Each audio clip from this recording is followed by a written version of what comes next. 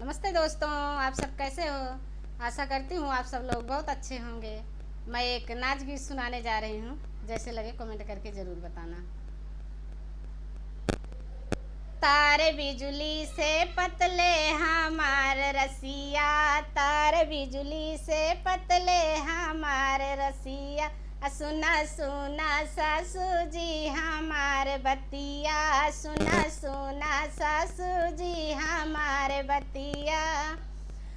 तू तो दूध ना पियाई के बिगड़ू रसिया, तू तो दूधवा ना पियाई के बिगड़ू रसिया। तार बिजुली से पतले हमारे रसिया, तार बिजुली से पतले हमारे रसिया।